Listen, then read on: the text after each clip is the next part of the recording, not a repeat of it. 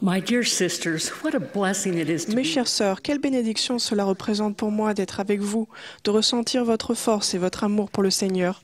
Merci pour l'amour et pour la compassion dont vous faites preuve quotidiennement envers les autres.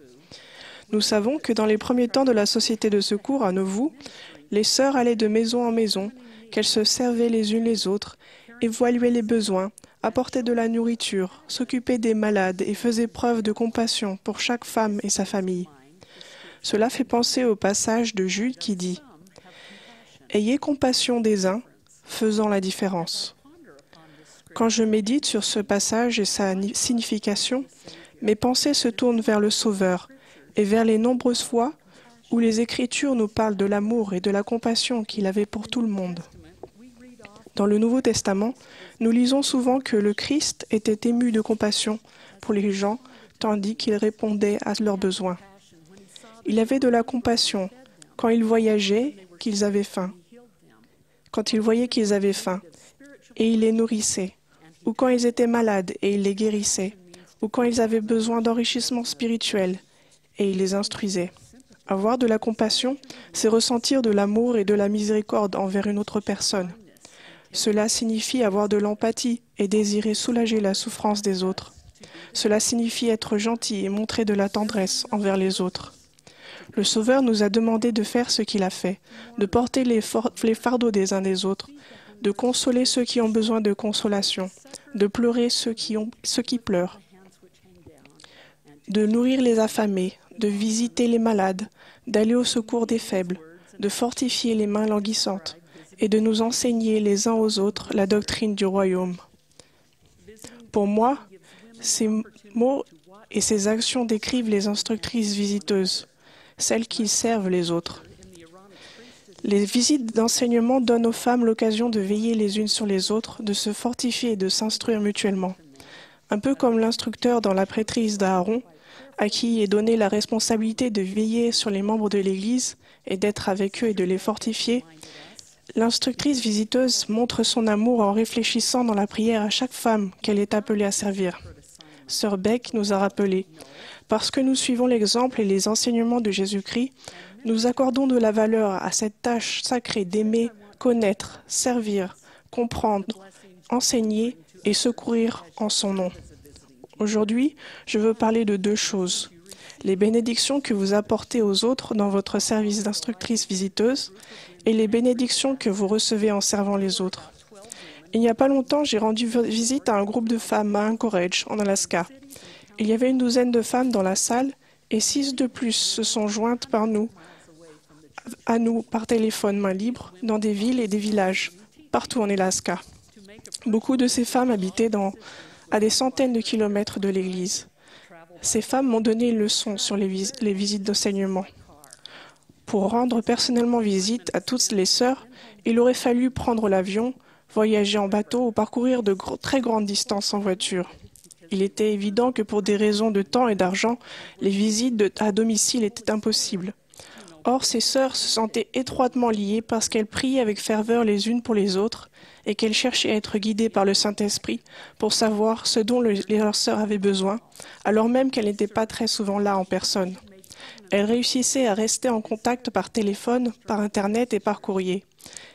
Elles servaient avec amour parce qu'elles avaient fait des alliances avec le Seigneur et qu'elles désiraient fortifier leurs sœurs. Une autre équipe de sœurs dévouées de la République démocratique du Congo parcourait de grandes distances à pied pour aller voir une femme et son bébé. Ces sœurs préparaient dans la prière un message et voulaient savoir comment elles pouvaient apporter quelque chose à la femme chez qui elle allait. La femme était ravie de leur visite. Cela représentait pour elle un message du ciel qui lui était tout spécialement destiné.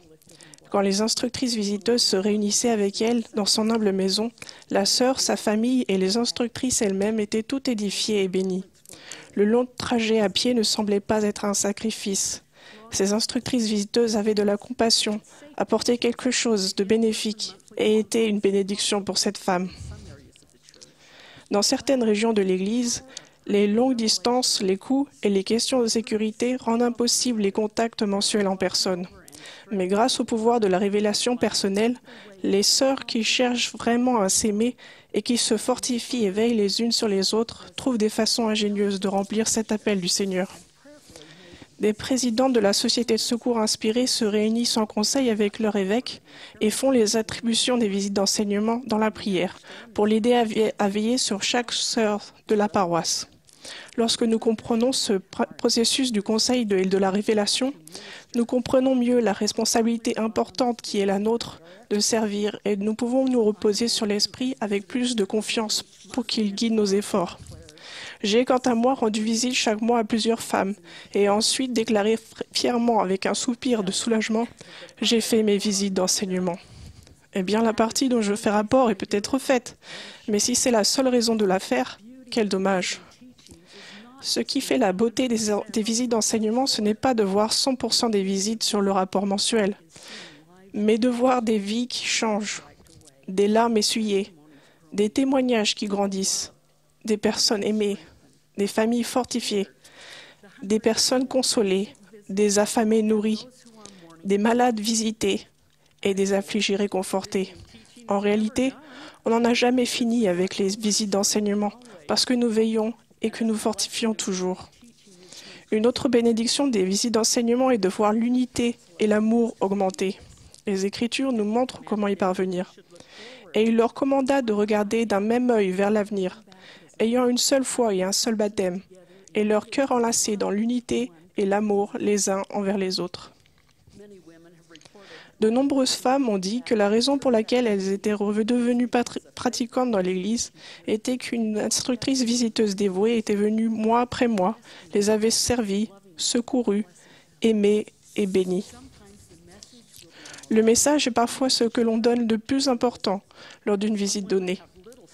Certaines femmes n'ont que peu d'enrichissement spirituel dans leur vie en dehors du message que vous leur apportez. Les messages qui sont dans le Liaona et dans l'Ensign sont des messages de l'Évangile qui aident chaque femme à augmenter sa foi, à fortifier sa famille ou à mettre l'accent sur le service charitable. Certaines fois, la bénédiction la plus importante de votre visite sera simplement votre écoute. Écouter apporte du réconfort, de la compréhension et de la guérison. En d'autres occasions encore, vous devrez peut-être vous retrousser les manches et vous mettre au travail dans la maison ou contribuer à calmer un enfant qui pleure. Il m'est arrivé de dire « Oh, il faut que je finisse mes visites d'enseignement ». C'était les moments où j'oubliais que je rendais visite à des femmes et les instruisais. C'était les moments où je considérais cela comme un fardeau plutôt qu'une bénédiction. Je peux honnêtement dire que quand j'allais faire mes visites d'enseignement, et je me sentais toujours mieux, j'étais édifiée, aimée et bénie. Habituellement, beaucoup plus que la sœur à qui je rendais visite. Mon amour augmentait, mon désir de servir augmentait, et je pouvais voir le beau moyen qu'a prévu notre Père Céleste pour que nous veillions les unes sur les autres.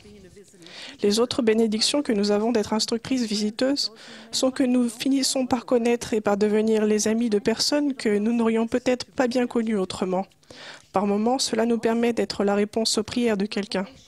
D'autre part, la révélation personnelle et les expériences spirituelles ont un lien étroit avec les visites d'enseignement. C'est en étant chez des femmes de ma paroisse et de par le monde que j'ai eu certaines des expériences les plus profondes, les plus joyeuses et les plus spirituelles de ma vie. Nous nous sommes mutuellement enseigné l'Évangile, nous avons pleuré ensemble, ri ensemble et résolu des problèmes ensemble, et j'ai été édifiée et bénie. Un soir, vers la fin du mois, je me préparais à partir en voyage et je n'avais pas encore rendu visite à l'une de mes sœurs.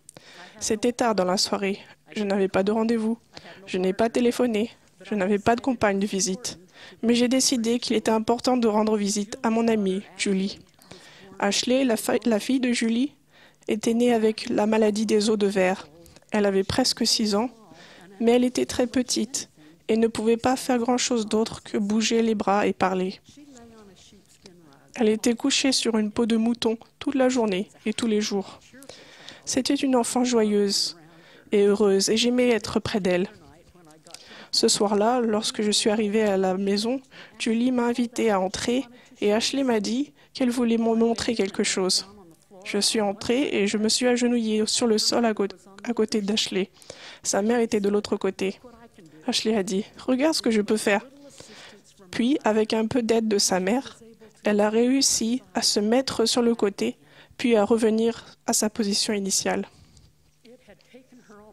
Il lui avait fallu presque 6 ans pour atteindre cet objectif merveilleux. Tandis que nous applaudissions, disions bravo, rions et pleurions ensemble en cette occasion spéciale, je remercie notre Père Céleste d'être allé faire une visite d'enseignement et de ne pas avoir manqué ce grand événement. Cette visite a eu lieu de nombreuses années et la gentille Ashley n'est plus de ce monde. Mais je serai toujours reconnaissante d'avoir eu cette expérience avec elle. Ma chère mère fut elle-même pendant de nombreuses années une instructrice visiteuse merveilleuse et dévouée. Elle pensait continuellement à des façons d'édifier les familles à qui elle rendait visite. Elle faisait particulièrement attention aux enfants des femmes chez qui elle allait, en espérant fortifier les familles. Je me souviens d'un enfant de 5 ans courant vers ma mère à l'église et lui disant « Tu es mon instructrice visiteuse, je t'aime ». C'était une bénédiction pour ma mère de faire partie de la vie de ces femmes formidables et de leur famille. Les expériences faites lors des visites d'enseignement ne sont pas toutes chaleureuses et merveilleuses. C'est quelquefois dur, par exemple, de se rendre dans une maison où l'on n'est pas du tout la bienvenue, ou lorsqu'il est difficile de rencontrer une sœur dont l'emploi du temps est très chargé. Cela peut prendre plus de temps pour construire une bonne relation avec certaines sœurs. Mais lorsque nous cherchons vraiment à aimer la sœur, à prendre soin d'elle et à prier pour elle, le Saint-Esprit nous aide à trouver le moyen de veiller sur elle et de la fortifier. Le président Monson est passé maître dans l'art de servir comme l'a fait le Sauveur. On le trouve constamment en train de rendre visite aux autres et de les aider. Il a dit « Nous sommes entourés de gens qui ont besoin de notre attention, de nos encouragements, de notre soutien, de notre réconfort, de notre gentillesse. Nous sommes les mains du Seigneur, ici sur la terre, avec la mission de servir et d'aider ses enfants. Il dépend de chacun de nous. Et nul ne peut apporter son aide à cette œuvre s'il n'est humble et plein d'amour, et n'a la foi, l'espérance et la charité, étant modéré en toutes les choses qui seront confiées à ses soins. Les femmes chez qui nous faisons nos visites d'enseignement ont été confiées à nos soins. Faisons preuve d'amour et de compassion pour changer les choses dans la vie de celle dont on nous a confié la responsabilité. Sœurs, je vous aime. Je prie pour que vous ressentiez l'amour de notre Père Céleste et de notre Sauveur Jésus-Christ. Je témoigne que le Sauveur vit. Au nom de Jésus-Christ, Amen.